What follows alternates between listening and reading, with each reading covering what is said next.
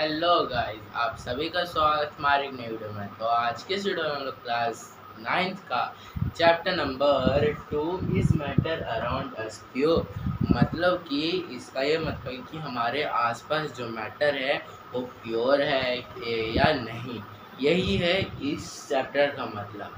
तो आज की वीडियो में हम लोग यही चैप्टर डिस्कस करेंगे। तो ये लेक्चर 2 होने वाला है इस चैप्टर का, जिसमें हम लोग ये सब जो टॉपिक है उसके बारे में हम लोग जानेंगे। तो चलो शुरू करते हैं। तो वीडियो शुरू करने से पहले अगर आपको वीडियो अच्छी लगेगी तो लाइक, शेयर और सब्सक्राइब करना मत भूलिएगा। तो चलो शुरू करते हैं। तो सबसे पहले मैं आपको बता दूं कि मैटर्स होता है क्या।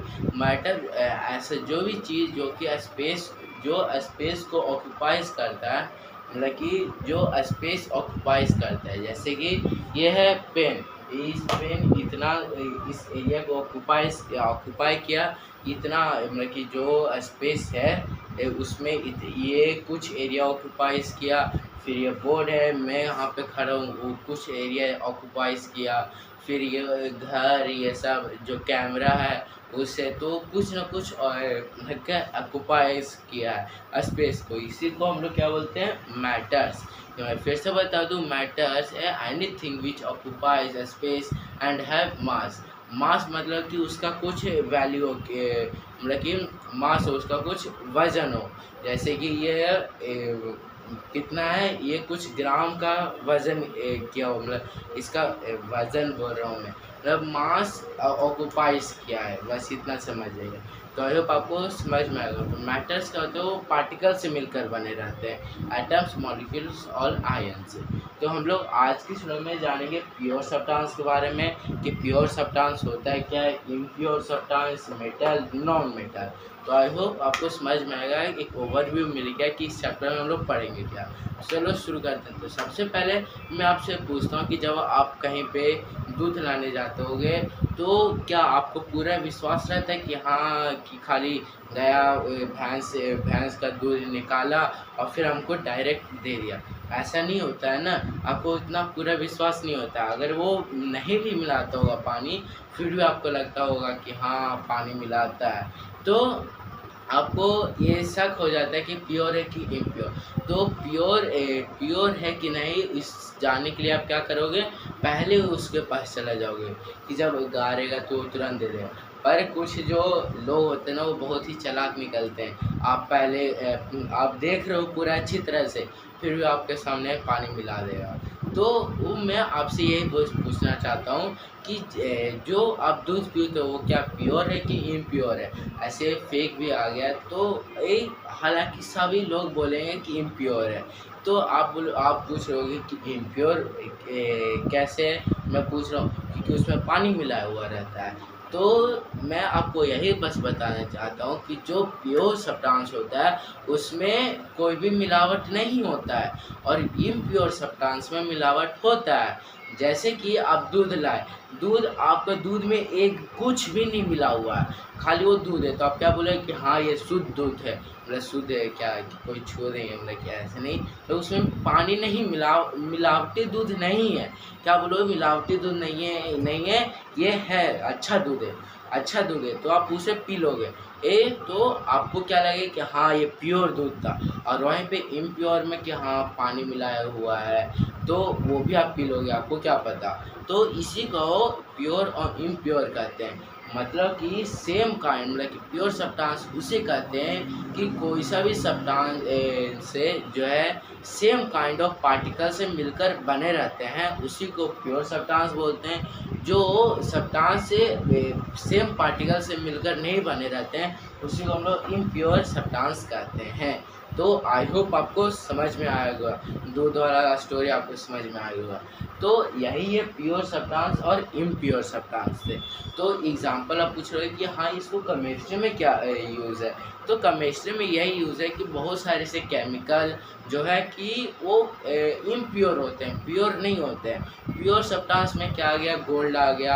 गोल्ड हमारा प्योर है क्योंकि वो प्योर सोना खदान से बना है, और इम्प्योर सब्सटेंस क्या है, NaCl, मतलब NaCl, पोटेशियम बोल रहा हूँ।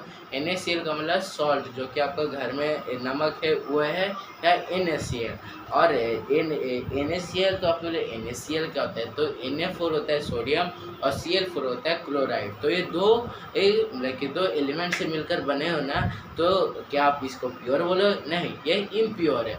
तो यही हुआ क्या, प्योर और इम्प्योर सब्सटेंस। अगर आप ये जो इम्प्योर है, प्योर इम्प्योर में समझ में आएगा तो लाइक कर दीजिएगा। तो अब आगे देखते हैं। मैं अब आपको एग्जांपल बता देता हूँ कि जैसे कि आप पानी पीते होगे, तो आप पानी पीते हो, हमेशा आप सोचते हो कि अरे हाँ प्योर पानी पिए, पर प्योर उसमें रहता भी नहीं है। वो इसलिए क्योंकि अगर आप डायरेक्ट चापाकल मतलब हैंडपंप वाला पानी पियोगे तो वो प्योर नहीं होता है। उसमें क्या होता है कि बहुत सारे जैसे पार्टिकल्स, आयंस, ये सब मतलब कुछ ना कुछ उसमें मिक्स रहता है, तो प्योर नहीं होता। वहीं पे अगर आप RO वाला या फिल्टर वाला पानी पियोगे तो प्योर होता है। क्यों? क्योंकि उसमें से जितना भी बैक्टीरिया होता है, जो भी पार्टिकल्स होता है, वो क्या है कि ऑब्जर्व कर लेता है, मतलब उसमें फ़िल्टर लगा हुआ रहता है, पेपर से पास होता है, तो वो ऑब्जर्व कर लेता है। इसी के कारण वो प्योर वाटर होता है और ये इम्प्योर। पर सबसे जो फ़ायदा करता है वो इम्प्योर ही करता है। क्यों? क्योंकि उसमें ऐसे पार्टिकल्स होते हैं जो कि हमारे शरीर के लिए हेल्पफुल है, और अगर आप उसे फ़िल्टर करके पियोगे तो वो पहले ही निकल जाएगा जो भी हेल्पफुल है। तो इसलिए हमेशा मैं बोलूँगा कि हैंडपंप वाला पानी पियो। पर अब हैंडपंप वाला कहाँ ही होगा, सब इतना पॉपुलेशन हो गया, पॉल्यूशन हो गया कि जो नदी का पानी है वो भी ख़राब हो गया। गंगा पहले कितना पवित्र हुआ करती थी, वो भी अब गंगा नदी अब भी वो भी ख़राब हो गया। अब मतलब कि आपको प्योर वाटर कहीं भी कोई मतलब कि कुछ नदियों, गिनी चुनी नदियों में पानी मिलता होगा, या तो फिर वो भी नहीं। तो खैर अब हम लोग अपने टॉपिक पर आते हैं। तो प्योर और इम्प्योर समझ में आए। अब होता है मेटल। तो मेटल क्या होता है कि जैसे कि मैं आपको बता दूं, पूछता हूँ कि ये क्या है, ये मेटल है या नॉन मेटल है। तो मेटल समझेंगे लोग कि हाँ जो चीज़ हार्ड होता है उसमें मतलब जो इलेक्ट्रिसिटी को कंडक्ट करता है, ये सब मेटल कहलाता है। पर अगर आप इसको देखोगे कि ये क्या है, ये नॉन मेटल है। क्यों? क्योंकि ये सब इलेक्ट्रिसिटी ऑक्यूपाई नहीं करता। वहीं पे मैं आपको जो ये इस चांद का बुक है उसमें मेटल का क्या डिफिनेशन है, a metal is an element that is malleable and ductile and conduct electricity. मतलब वो डक्टाइल हो, मेलेबल हो और इलेक्ट्रिसिटी कंडक्ट करे, उसी को हम लोग क्या बोलेंगे, मेटल बोलेंगे। तो डक्टाइल कंडक्ट इलेक्ट्रिसिटी के मतलब क्या हुआ कि जो इलेक्ट्रिसिटी पास होने दे। अगर क्या है कि स्विच है, यहाँ पे अगर स्विच लगा दिया और यहाँ पे वायर के बीच में अगर ये मैं लगा दूँ ऐसे, और मतलब इधर से वायर जा रहा है और इधर से जा रहा है, और बीच में मैं इसको लगा दूँ तो क्या यहाँ से इलेक्ट्रिसिटी इस बल्ब तक मतलब कि बल्ब जो ग्लो करेगा या तो फिर ग्लो नहीं करेगा। आप बताइए, ग्लो करेगा या ग्लो नहीं करेगा? तो सभी का आंसर आएगा ग्लो नहीं करेगा। क्यों? क्योंकि ये मेटल है ही नहीं, ये प्लास्टिक से बना हुआ रहता है, और प्लास्टिक हमेशा क्या होता है, नॉन मेटल होता है। क्योंकि वो मेलेबल ही नहीं होता, डक्टाइल ही नहीं होता, हार्ड ही नहीं होता, ये सब। तो आई होप आपको समझ में आया होगा इतना। हाँ, तो हम लोग सबसे पहले अब नॉन मेटल हो गया, तो बुक क्यों उठा रहा हूँ। तो एक और है क्या कि मेटोलाइट्स जो कि होता है उसमें क्या होता है कि वो हार्ड भी होता हो, मतलब हार्ड नहीं होता है, मतलब वो इलेक्ट्रिसिटी भी कंडक्ट करता है, इलेक्ट्रिसिटी नहीं भी करता है, मेलेबल भी नहीं होता है।